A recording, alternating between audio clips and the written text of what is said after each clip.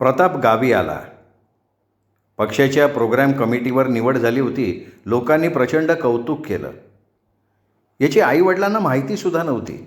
भावाच्या मात्र ते कानावर आलं. हरिश्चंद्र दादा आणि रघुनाथ आप्पांना जाणीव झाली, आपला भाऊ मोठा आहे, खूप हुशार आहे. घरात आई आणि प्रताप होता. प्रताप, खाण्यापिण्याची हायगाय नाही ना? नाही आई, अगं तुझ्या इतकी माई माझी काळजी घेते. तिला दुखवू नको, तू पण तिची काळजी घे. हो आई. पगार पाणी देते ना बरोबर? आई, मी अर्धा दिवसच त्यांच्या ऑफिसमध्ये काम करतो, पण 1,500 पगार देतात. नाव काढलं र पोरा. अगं हे कपडे त्यांनीच घेतलेत. चांगला वाट, तडा देऊ नको. हो आई. तुझ्या कानावर भारतीचा नवरा गेल्याचं आलं का रे? काय? प्रतापला धक्का बसला. अरे 1 महिना झाला की, ताप अंगात मुरला गेलता. प्रतापच्या डोळ्यापुढे भारती उभी राहिली. प्रताप, आलाय तर ये भेटून. आली ती. नाही नको. त्या पोरीचा दोष होता का? आपली परिस्थिती ही अशी. मोकळ्या खळ्यावर कोण पोरगी देईन? तो बोलला नाही. असा डोक नाही धराव. झालं गेलं, गंगेला मिळालं. भेटलंच तर बरं वाटन. आई, अगं मी सगळं विसरलो आहे. आता पुन्हा खपली काढून रक्तच वाहणार. बरं बाबा, तुझी मर्जी. आता किती दिवस राहणार आहेस? उद्या सकाळी निघणार. अरे 4 दिवसावर तर सण आहे. आई, माझ्यावर मोठी जबाबदारी पक्ष टाकेल असं वाटतंय. जे पण तेवढं कर. तुझे आशीर्वाद कमी पडणार नाहीत आई. हे बघ, काय पण कर, पण अभ्यास सोडू नका. उभ्या गावातला तू पाहिला आहे कॉलेजमध्ये जाणारा. प्रतापने भारतीला भेटायला नकार दिला तरी ओढ नाही म्हणते का? मनाला कोण बांधून ठेवणार? ते भुर्रकन तिच्याकडे केव्हाच उडून गेलं होतं. भारती डोळ्यापुढे उभी राहिली. पाय आपोआप तिच्या घराकडे वळले. प्रतापला बघताच भारतीच्या आईच्या डोळ्यांना धारा लागल्या. अगं भारती, भारती कोण आलाय बघ की. भारती उठून बसली. आई बहुतेक मुद्दामच बाहेर गेली. दोघं तशीच बसून होती. मोठी अवघड वेळ. सांत्वनासाठी प्रतापकडे शब्द नव्हते. फार वाईट घडलं. ती काहीच बोलले नाही. तिने फक्त आवंढा गिळला. औषध पाणी केलं नाही का? चालू होतं. मग असं घडलं कसं? कसं? ती गप्प झाली. शांतता. ती शांतता खायला उठली. उठताही येईना. बोलण्यासारखं काही नव्हतं. वेळ अवघडलेली. कॉलेजला जातो का? तिचा प्रश्न. हो. जेवणा खाण्याचं आहे सोय. कोणीतरी सांगितलं काम करून शिकतो. हो. शिक, खूप शिक. कधी जाणार आहेस? उद्या सकाळी. 2 दिवस नाही थांबणार? नाही थांबता येणार, पक्षाचं काम वाढलं आहे. ती बोलली नाही. तू इथेच थांबणार? अरे तिकडं जाऊन काय करू? नणंद सासू नजरेसमोर नाही धरत, पांढऱ्या पायाची म्हणतात. ताप काय तुझ्यामुळे आला होता का? अरे पण तोंडावर हात कोण ठेवणार त्यांच्या? तो गप्प. पुन्हा अवघडलेली वेळ. भकास. येतो मी. ती बोलली नाही, पण पापण्या ओल्या. तो घरी न जाता असा शिवारात गेला. डोळ्यापुढून भारती हालत नव्हती. तिचं पांढरं कपाळ डोळ्यासमोरून हालत नव्हतं. कोमेजलेलं फूल, डोळे मलूल. खूप कृशही वाटत होती. का गेला भारतीचा नवरा? भारतीने आपल्याला दगा दिला म्हणून? छे, काहीतरी काय. विचार झटकून पुन्हा पुन्हा चिकटत होता. अंधार पडताना तो घरी आला. बाबांनी मटण आणलं होतं. खूप दिवसांनी घरात मटण शिजत होतं. आग्रह करून करून आई वाढत होती. सकाळी प्रताप निघाला. आईवडिलांच्या पाया पडला. रीमा वहिनी बॅग घेऊन एस टी स्टॉपकडे निघाली. प्रताप सावध होता. वहिनींची बोलायला वेळ मिळाला नव्हता. आत्ता तिने संधी साधलेली होती. प्रताप भाव, वनमालत आहे, बरे आहेत ना? हो आहेत की. काय जाणं येणं असतं का नाही? नाही, अलीकडे कामाच्या व्यापात गेलो नाही. हे बरं नाही. उपकार आहे त्यांचं. आपल्या बकुळाच्या लग्नात मांदळी हात दिलाय. वहिनी एक सांगू का? बोला की. जाऊ दे, काही नाही. आता बाया तूच म्हणला मी सांगू का? आता काय नाही बन म्हणताय. काय दोघात बिनसलंय का? माझे आण आहे, खरं खरं सांगा. नाही, माझंच चुकलं होतं. मीच नको त्या वयात रस्ता चुकलो होतो. आता वहिनी तो विषय आता शिळा झाला आहे. जखमेवर खपली धरली आहे, नको काढूस. हा गं बाया, काय मी आणली होती का बकुळाच्या लग्नाला बळबळ? का मागं लागली होती का ती? नाही, माझी चूक झाली. मी स्वतःला ओळखलं नव्हतं, उगाच अडकलो मी. काय खेळ वाटला का तुम्हाला? आईबाबाचा लळा लागला आहे, गावभर बाबरा झाला आहे, त्याचं काय? वहिनी मलाही दुःख आहे, पण तुला सांगतो आयुष्यात खूप काही मिळण्याची शक्यता आहे. पक्षाच्या प्रोग्रॅम कमिटीवर निवड झाली आहे. आता पुढच्या संधी आपोआप चालत येतील. प्रेम लग्न करून पिल्लं जन्माला घालण्यासाठी नाही आहे माझा जन्म. अरे पण हे अगोदर नको का समजाया? चुकलं ना माझं. त्यांच्याशी बोलला का? नाही. मग का नाही बोलला? बिचारी मनात मांड वळत बसली असेल.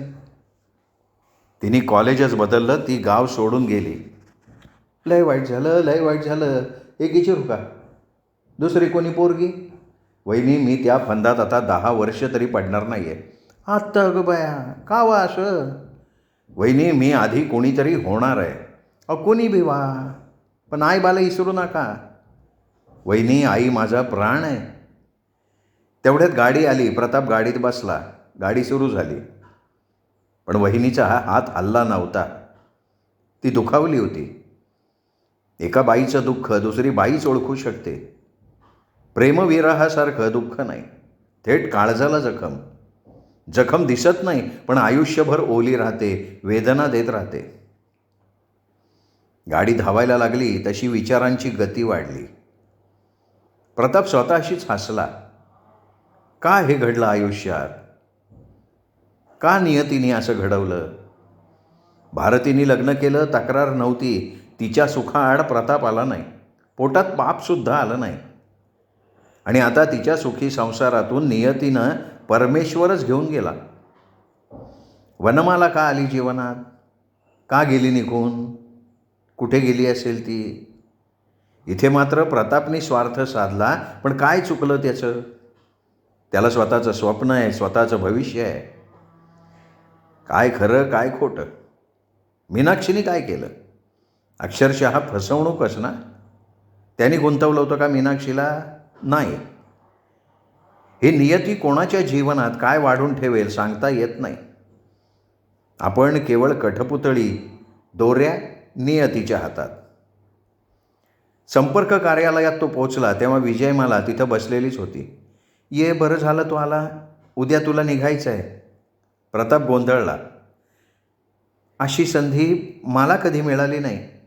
अरे 3 जिल्ह्यांचा तू संपर्क प्रमुख, पक्षाचा प्रोग्रॅम घेऊन तू 3 जिल्ह्यात जाणार आहेस. माई अहो, मला हे झेपेल का? पक्षश्रेष्ठींच्या समोर मारे पोपट झाला होतास. त्यावेळी ते आपोआप सुचलं, मग इथेही सुचेल रे. प्रत्येक जिल्ह्यातले आमदार, खासदार, पक्ष कार्यकर्ते, लोकप्रतिनिधी एकत्र येतील. त्या ठिकाणी पक्षाचा प्रोग्रॅम कसा राबवायचा हे तू व्याख्यान देऊन सांगायचं. अवघड आहे. मानधन म्हणून पक्षाने 3 ठिकाणच्या दौऱ्यासाठी 1 लाख रुपये पाठवले. 1 लाख? हो. बँकेत खातं उघड, काही पैसे बँकेत ठेव. माई, हे बघ, माझी गाडी, ड्रायव्हर आहे, सगळं व्यवस्थित होईल. जा खाऊन घे, विश्रांती घे, रात्री नव्याने तयारी कर. त्या निघून गेल्या. प्रताप फ्रेश झाला. विश्रांती घेण्याऐवजी तो कॉलेजवर गेला. प्राचार्य नलावडे ऑफिसवर होते. रीतसर परवानगी घेऊन तो आत आला. प्रताप काही बोलण्यापूर्वीच ते आनंदाने म्हणाले, अरे अभिनंदन अभिनंदन प्रताप, या वयात 3 पक्षांच्या प्रोग्रॅम कमिटीवर निवड झाली. सर, उचित वेळी सत्कार होईल, आत्ता हे ठेव. त्यांनी हातातलं नवी कोरं घड्याळ त्याला देऊन टाकलं.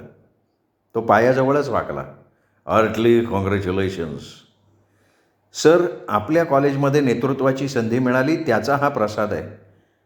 निवड झाली याचा अर्थ आपल्याकडे इतरांपेक्षा काहीतरी विशेष आहे म्हणून ती झाली.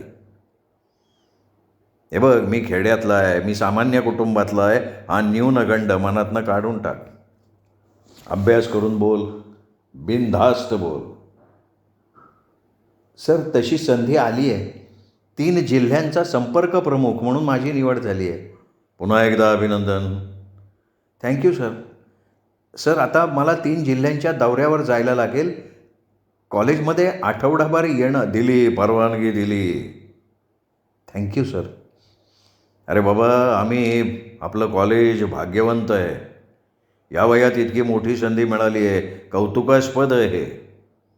आता महत्त्वाची गोष्ट, राजकारण कॉलेज कॅम्पसच्या बाहेर, आत नाही.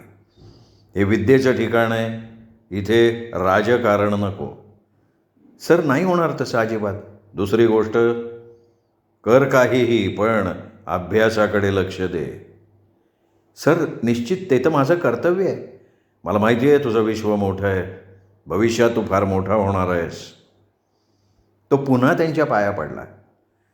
संधी मिळते तुला तर संधीचं सोनं कर.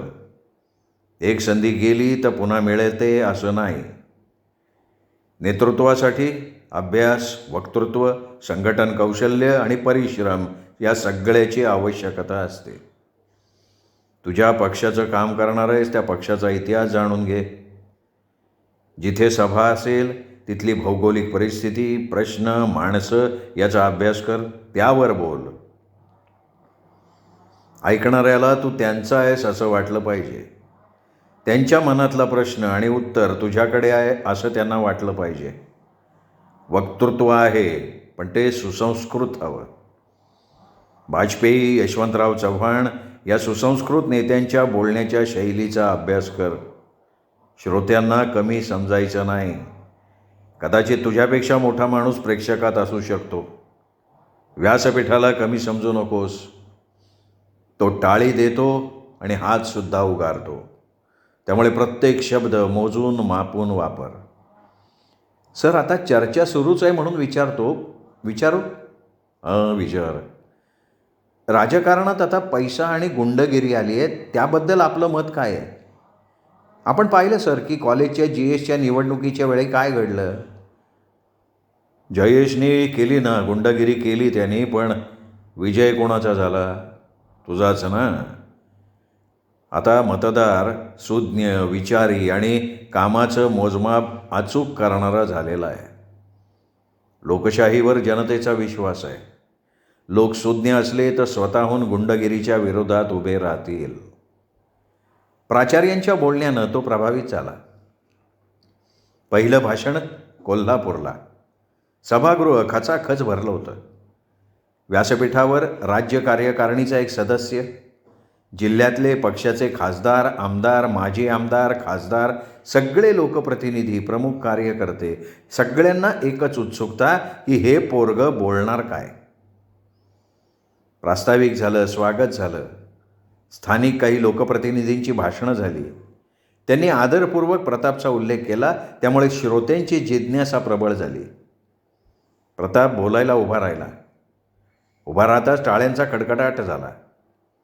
त्यांनी व्यासपीठावरच्या मान्यवरांचा विनयपूर्वक उल्लेख केला आणि मग श्रोत्यांकडे बघत, माझ्या पक्षनिष्ठ बहिणी आणि बंधूंनो असा उल्लेख करून बोलायला सुरुवात केली. आधी तो कोल्हापूर नगरीवर बोलला, इतिहास सांगितला. श्रोत्यांना प्रश्न पडला की आपल्या जिल्ह्याचा, शहराचा, या मुलाला सखोल इतिहास माहिती कसा. त्यानंतर पक्षासाठी सेवा करणाऱ्या दिवंगत नेत्यांचा त्यांनी नामोल्लेख केला, त्यांचं कार्य सांगितलं. हेही ऐकताना श्रोत्यांमध्ये कमालीचं कौतुक होतं की यांनी एवढी माहिती घेतली कुठून, किती दांडगा अभ्यास आहे याचा. मग पक्षाचं स्वातंत्र्यपूर्व काळापासूनचं योगदान विशद केलं. स्वातंत्र्य चळवळीत केलेल्या कार्याची माहिती दिली. आवर्जून काही नेत्यांचा नामोल्लेख कार्यासह केला. त्याग, सेवा, राष्ट्राभिमान असलेला पक्ष म्हणून सोदाहरण सांगितलं. लोकांना पक्षाबद्दल नितांत आदर वाटायला लागला. वक्तृत्वात किती ताकद आहे हे लोक अनुभवत होते. त्याचा प्रभाव त्यांच्या मनावर होत होता. आता प्रतापनी या पक्षासाठी आपण काय केलं पाहिजे, जनतेसाठी आपण काय केलं पाहिजे याकडे सगळ्यांचं लक्ष केंद्रित केलं. अगदी गाव, खेडं, वाडी हा विषय घेतला. गावातले प्रश्न, अडचणी, गरजा गाव पातळीवरच्या कार्यकर्त्याला माहीत हव्यात, त्या कागदावर लिखित हव्यात. तालुक्यातल्या नेत्याकडे त्याची एक प्रत हवी आणि जिल्ह्यावर त्याच्या नोंदी हव्यात. गाव, खेडं, वाडी, वस्ती इथल्या अडचणी, कौटुंबिक अडचणी सोडवण्यासाठी गाव पातळीवरच्या नेत्यापासनं राज्य पातळीवरच्या नेत्यात कसा सुसंवाद असावा हे अनेक उदाहरणातनं त्यांनी सांगायचा प्रयत्न केला. त्यांनी दिलेल्या अनेक उदाहरणांपैकी एक उदाहरण बघा.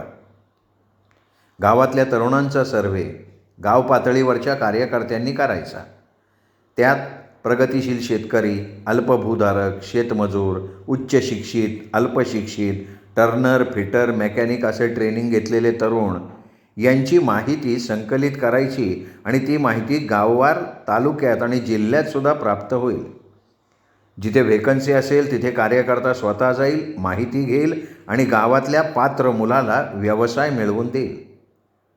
तालुका, जिल्हा पातळीवरचे पक्ष कार्यकर्ते, लोकप्रतिनिधी त्याला सहकार्य करतील.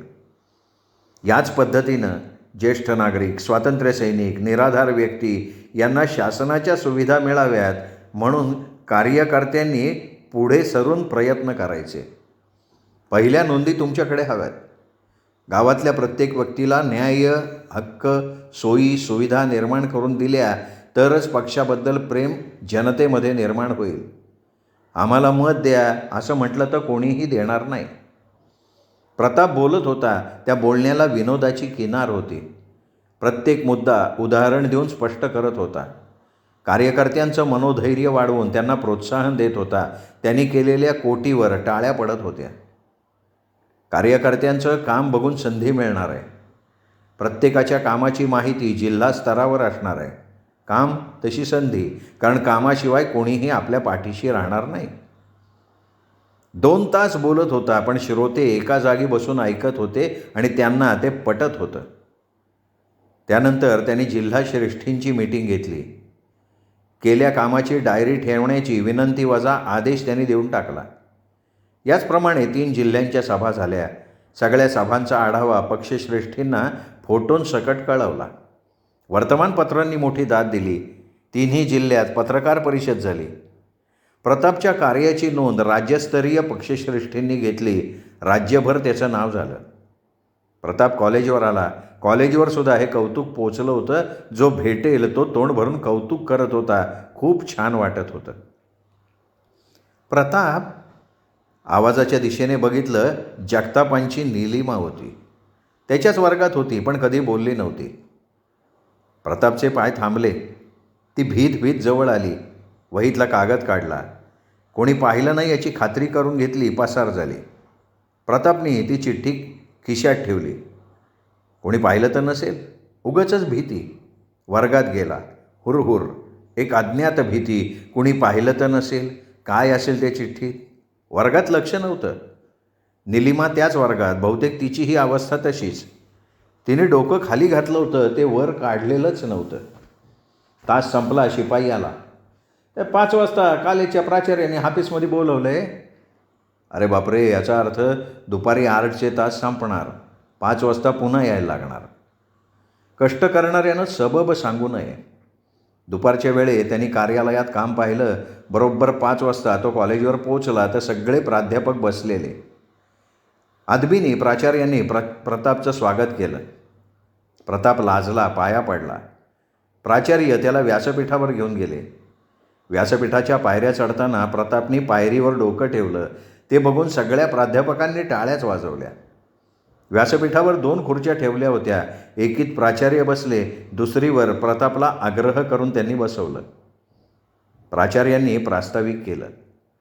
खरं तर पूर्ण कॉलेजच्या विद्यार्थी उपस्थितीत हा कार्यक्रम व्हायला हवा होता. सर्व विद्यार्थ्यांसमोर एक आदर्श ठेवता आला असता.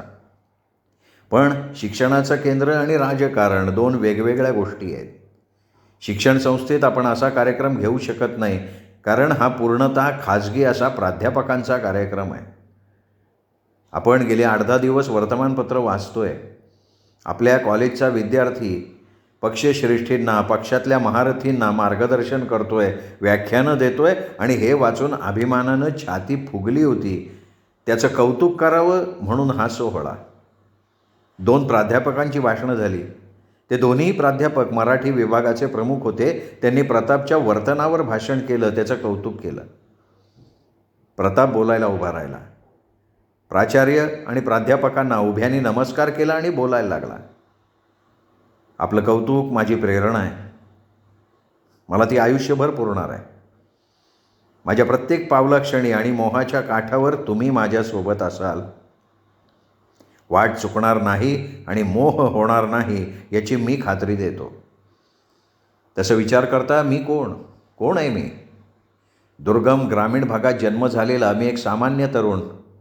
पण जन्मापासून इथपर्यंत, आईवडिलांपासून तुम्हा प्राध्यापकांपर्यंत मला घडवणारे अनेक घटक आहेत.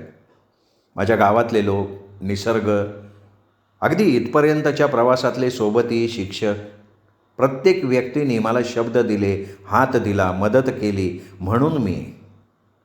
हा गौरव तुम्हा सगळ्यांचा आहे. आशीर्वाद यापुढे हवे आहेत. फार मोठा प्रवास आहे. वळणावळणावर मला रस्ता तुम्हीच दाखवणार आहात. तो बोलत राहिला. प्राध्यापकांना कौतुक वाटत होतं. शाल श्रीफळ देऊन त्याचा सत्कार करण्यात आला. कार्यक्रमानंतर चहापाणी झालं. सायंकाळचे 7-7:30 वाजले. तो चालत निघाला. कॉलेज मागे राहिलं. काही कळण्यापूर्वी डोक्यावर एक टोला बसला आणि पुढचं काही कळलंच नाही. वर्तमानपत्रांनी बातम्या प्रसिद्ध केल्या. सकाळी दवाखान्यासमोर माणसांची तुफान गर्दी. विशेष करून कॉलेजचे विद्यार्थी, प्राध्यापक, प्राचार्य, पक्षातले, शहरातले आणि परिसरातले कार्यकर्ते. जसं समजलं तशी माणसं निघून आली. सकाळी कुठे तो शुद्धीवर आला. आपण दवाखान्यात आहोत याचंच त्याला आश्चर्य वाटलं. पोलीस इन्स्पेक्टर माने येऊन पोचले. आम्ही प्रतापशी बोलू शकतोय का? डॉक्टरांशी बोला. त्यांनी होकार दिला तर आमची ना नाही, विजय मला म्हणाल्या. त्यांना समजताच त्या धावत आल्या होत्या. आल्यापासून प्रतापच्या पायाशी बसून होत्या. झोप नाही, काळजी, चेहरा ओढलेला. पोलीस इन्स्पेक्टर मानेंनी डॉक्टरांची अनुमती घेतली. आले. हे बघ प्रताप, कोण होतं सांगू शकतो का तू? नाही, अचानक हल्ला झाला. कोण होते, काय अंदाज? नाही सांगू शकणार. कोणाशी तुझी दुश्मनी? नाही, तसं काहीच नाही. नाही तरी पण भांडण तांटा? नाही हो. इन्स्पेक्टर माने निघून गेले. माई, बोल की बाळा. माई, अहो तुमच्या डोळ्यात पाणी? नाही रे. नाही कसं? खूप मार लागलाय रे तुला? माई, मी चांगला आहे माई. अरे हाताला फ्रॅक्चर आहे, डोक्याला खूप लागलं आहे. काळजी नका करू, मी बरा होईन. तुम्ही जा माई, फ्रेश होऊन या. जाईन रे. एक्सरे, ECG काढायला घेऊन जाणार आहेत तुला. माई तुम्ही जा, तोपर्यंत रिपोर्ट येईल. मग रिपोर्ट येईपर्यंत तुम्ही याल. वनमालाला बसवू इथे? वनमाला सकाळीच आली आहे, सारखी डोळे गाळती आहे. पण माई, बसू दे तिला इथे. जीव आहे तुझ्यावर तिचा. प्रताप बोलला नाही. वनमाला आत आली. आत येता क्षणी तिला हुंदका फुटला. हे काय बाहो, मी चांगला आहे. ती रडत होती. समजूत घालायची वेळ आली त्याच्यावर. हे बघा तुम्ही शांत व्हा, मला फारसं काही झालेलं नाही आहे. प्रताप, अरे तुला काही झालं तर मी जगूच शकणार नाही. वेडे आहात का तुम्ही? डोळे पुसा बरं. विजय मला बाहेर आल्या तर मोठी गर्दी. गर्दीला उद्देशून त्या म्हणाल्या, प्रताप शुद्धीवर आला आहे. अक्षरशः टाळ्या. हे बघा, आत्ता कोणी आत जाऊ नका. दुपारनंतर 2-2 लोकांना डॉक्टर सोडतील. आता घरी जायला काही हरकत नाही आहे. पण एकही माणूस जागचा हल्ला नाही. प्रतापला घेऊन जाण्यासाठी स्ट्रेचर घेऊन लोक आले. एक्सरे, ECG काढायला घेऊन गेले. बरोबर वनमाला होती. तिला रूम बाहेर बसायचा सल्ला दिला. एक्सरे, ECG काढून होताच वनमाला डॉक्टरांना म्हणाली, डॉक्टर काही डोक्याला इजा झाली आहे, पण जखम खोलवर नाही आहे. आणि हाताला क्रॅक आहे. प्लॅस्टरमध्ये ठेवायला लागेल 10-12 दिवस. खळकन तिच्या डोळ्यात पाणी आलं. आपण पेशंटच्या कोण? डॉक्टरांनी प्रश्न केला. ती गांगरली. प्रताप पटकन म्हणाला, ती माझी होणारी पत्नी. हे बघा, तुम्ही कॉटजवळ थांबा, आमचे लोक येतील. प्रतापला कॉटवर झोपवलं. लोक पांगले तशी वनमाला जवळ आली. पटापटा हाताचे, पायाचे, कपाळाचे मुके घेत राहिले. मॅडम, तिच्या डोळ्यातनं अश्रू वाहत होते. वनमाला, काय चाललंय हे? काही नाही झालेलं तुला, तू बरा होणार प्रताप, तू चांगलाच होणार. तिला अत्यानंद झाला होता. तोच 2 तरुण आत आले. प्रतापचे मित्र. एकाचं नाव शशांक, दुसरा शरद. काय, कसा आहे रे? शरदने विचारलं. बरं आहे, हाताला थोडा क्रॅक आहे. मारणारे कोण सांगू शकतो का? अरे मी सांगतो ना, तो भडवा जयेशच असणार. हे बघा, उगाचच कोणाचं तरी नाव घेणं बरं नाही रे. अचानक हल्ला झाला, त्यामुळे मारणारा कोण ते कळलं नाही. नाही, त्या आम्ही बघतो ना आता. शशांक, शरद. पण ते बाहेर पडले सुद्धा होते. ते बाहेर आले. बाहेर बसलेल्या तरुणात बादशाह, महामुनी, नागेश, राधेय, राकेश. त्यांनी त्या 5 जणांना बाजूला घेतलं. हे काम जयेशचं आहे, पाडव्याला तोडावला पाहिजे. हातपाय मोडल्याशिवाय सुट्टीच नाही त्याची. अबे साले को ऐसा मारेंगे ना, जिंदगी भर बोल नहीं पाएंगा हो. प्रत्येक जण आपापला राग व्यक्त करत होता. हे बघा, तो एकटा नसणार आहे, एकट्याचं कामच नाही आहे हे. बरोबर आहे, बरोबर आहे, त्याचा मित्र मेळा बरोबर असणार. ना त्या सगळ्यांनाच हाणला पाहिजे कुत्र्यासारखा. अबे त्याच्या बंगल्यातनं ओढून काढून मारू त्याला. नाही रे, तसं नको, त्याला मारू, आपण अडकू. लक्षात घ्या, मारायचं आहे, पण कोणी मारलं हे कळता कामा नये. आधी शोध घ्या, ते कुठे आहेत हे आधी आपल्याला कळलं पाहिजे. आत्ता काय, आत्ता आपापल्या घरात असतील ते. आपण रात्री पानव ठेवा, नक्की जातील. काय हे पिल्याशिवाय त्यांना झोपच येत नाही ना. हे बघा, मला वाटतं प्रतापला एवढं मारल्यावर ते घरात बसणं शक्य नाही. शेवटी पोलिसांची भीती आहेच ना. चर्चा करण्यात अर्थ नाही. मी आणि शशांक दोघं शोध घेतो. आजच्या रात्री कार्यक्रम उरकून टाकू. ठीक आहे शरद, आम्ही कट्ट्यावर असू. 8पर्यंत या. बरोबर चेन आणा, बेल्ट आणा.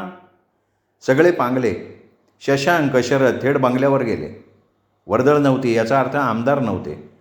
वॉचमनची ओळख नव्हती, त्याला त्यांनी गाठला. साहेब वय ते गेले मुंबईला. झाला का वांदा? किती लांबून आलो राव आपण. आपण 3 दिवसांनी येणार ना साहेब. मग जयेश असन तर बरं होईल. आता साहेब नसल्यावर तो बंगल्यावर थोडाच राहतोय वे.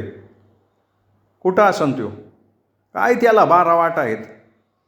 तसं नाही, मुक्कामाला कुठेतरी जात असेल ना. आता फार्म हाऊस आहे की. फार्म हाऊस माहिती आहे ना तुम्हाला, माचुतेरला? ठीक आहे, आता माचुतेरला कोण जाणार नाही का. आम्ही साहेब आल्यावर येतो. दोघं बाहेर पडले. ठरल्याप्रमाणे 8 वाजता एकत्र. अरे तो भाडवा मित्रांच्या बरोबर माचुतेरला आहे. भेटायचं का? गाई नको, रात्री 9ला निघू. चालेल. शस्त्र आणली का? कामाच्या वाटणीचं सांगाय. भाष्य, तू लाईटच्या मीटर जवळचा स्विच काढून टाकायचा. अंधारात? अरे अंधारात कोण आहे, कळणार कसं? अरे प्रत्येकाकडं बॅटरी असणार ना भाऊ. पैसे घे, 4 बॅटऱ्या घेऊन ये जा. दांडकी घ्या. चैनीपेक्षा दांडकाचा मार लय जोरात लागतो. चैनीने जखम होऊ शकते. राधेय दांड्या आणायला गेला. सगळी तयारी झाली. रात्री 9 वाजता 4 मोटरसायकलवर 7 जण बसले. मोटरसायकल माचुतेरच्या दिशेनं पळायला लागल्या. माचुतेर हे डोंगरावर. थंड हवा, दाट झाडी. इथे आमदार आनंदराव घोलप यांनी 10 एकर जमीन घेतली होती. त्यात 1500 चौरस फुटाचा बंगला बांधला होता. मौज मजा करायचं हे ठिकाण. बाप नसेल तेव्हा पोराची मज्जा. बंगल्याच्या जवळ आले. मोटरसायकली लांब जाळीआड दडवल्या. आवाज येणार नाही अशा रीतीनं बंगल्याच्या 4ही दिशांनी निघाले. बादशाह मीटरच्या दिशेनं निघाला. तो सावधपणे मीटरचा अंदाज घेत होता. मीटर नक्की कुठे आहे हे लक्षात आलं. स्विच निघाले. सगळे बंगल्यापर्यंत पोचले. समोर येईल त्याच्या तोंडावर बॅटरीचा प्रकाश पडत होता. डोळे दिपले की डोक्यात टिकावाचा दांडा बसत होता. आडवा होईल त्याला चूप मिळत होता. जयेशला तर कुत्र्यासारखा मारला. त्याच्या वाट्याच फुटल्या. सगळे निघाले. 4 मोटरसायकल शहराजवळ येताच 4 दिशांना निघून गेले. श्रोते हो, तुम्ही ऐकताय जगन्नाथ शिंदे लिखित नियती ही कादंबरी. अजून एक वळण आपल्या नायकाच्या आयुष्यात आलेलं आहे.